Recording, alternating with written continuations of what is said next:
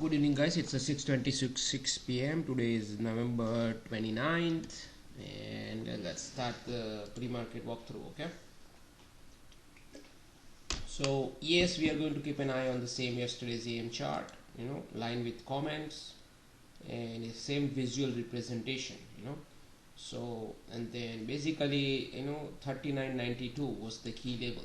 It becomes a Globex high. So now we know sellers are below that area, so we need to favor sellers. That was the theme here. So today is the follow through day because that down move is the most recent one, right, from yesterday. So by default we are going to favor sellers below Globex high. Above Globex high we will become neutral, right? So we can favor both buy and short, both, either one.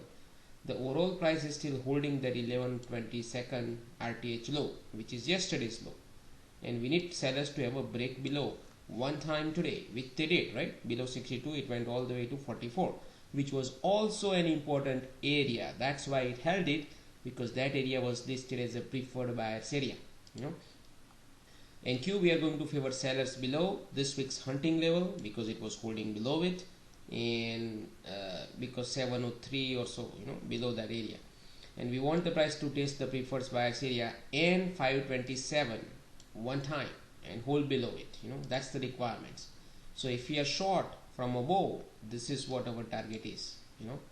And yes, 62 and 44, that's our target. Dow, you want to see today I brought Dow into picture, right? Usually I don't bring Dow into the picture in pre-market notes.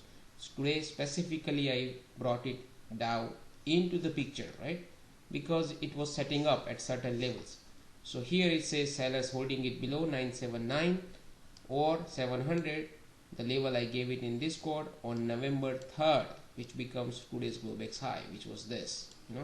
So when this level became Globex high, I immediately know that as long as Dow is holding below it, it will try to go towards this area. So that is my short window if I want to short Dow, or I can use Dow to short NQ and ES. So that's the idea. Trim number 671, 687, right? So 671, 687. So you can see it here in the pre-market. Price touched here dream number and then got rejection, and then again touching, again touched it, again touched it, and rejection, right? So now we know at least the story here is dream number, price is holding below dream number, right? Then of the open, this 621 was yesterday's closing area. That became yesterday's closing area. That line was there since yesterday. 618 was the line, right? So, and here it opened right at the closing area, along with ES also, same thing. Both open. ES opened a little bit below, but it went there, right? NQ pretty much opened right around the closing area. And then you look at AD, it was neither strong, neither weak, right? So it was neutral. At that point, sellers will try their best to hold it below it, So when actually NQ opened below it, little bit. When NQ tagged 621 and ES tagged this 73 area, which is this exchange area, right here. That's where the shorts came in, because there was not enough strength at the time. And we discussed in Discord that this area could hold, or 84.92, one of this area will be the morning short, right? This area comes as an aggressive short, but you have to, when you line up both NQ and ES. Okay, so I got a phone call in between, but this was a short, because it was a, hold on, I think it was a bearish disconnect at the time, So when this thing happened, right here, it was a bearish disconnect also. And this is a key area though, right? So, and there was a follow through required, right? So at least from here to here, that was one trade. And then price can go down also. But when price reached here, you can see the AD was rising up. So it turned from bearish disconnect to bullish disconnect at this point, So there would be a long setup here also, along with NQ coming into preferred buyers area. See that here, both into same area, right? So ES came into this area, which was yesterday's line in sand area, right, for bias.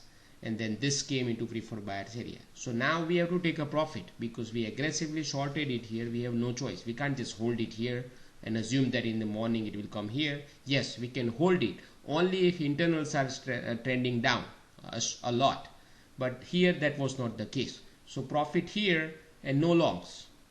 That is what I said in Discord. No longs. I don't trust these buyers. Even price went higher here. I said I do not trust these buyers. So by this time, I had already had one short here, right? So my target was done. My profit target for the day was done here. So after that, only trade is that if it goes below it, that is a pullback, then we can trade it. Otherwise, there is no trade. The moment price was started chopping around, I said stay away, right? And then price slowly rising up. We were noticing this damn thing, that internals were going higher and higher and higher. So still I said in Discord, continue to repeat that no longs. I don't trust these buyers, So I didn't take any trade here until it breaks out. So this is what I said. If it breaks out and then go little bit higher and then pull back to this first hour high, there will be a long setup. Only if before that it builds a step up kind of pattern. You need to feel it that it's strongly going higher. This was not the higher up scenario because it just spoke higher like this in a smaller time frame and immediately pull back, right? So this is not a long setup. So here also I said I do not trust this buyer, so I'm going to go outside for the work. So I said here that I do not trust these buyers, and usually my trading is done around 10:30. So I went outside and then I said do not trust these buyers, and after that also I put a note in Discord, right around this 10:30, so you can see it here. Right around 10:30 here I put a note. Even though it was going higher, everything was pointing higher, right? But I said do not trust it. See here, anytime price goes below, this is 10:35, 595 in NQ, you have to assume sellers are becoming active.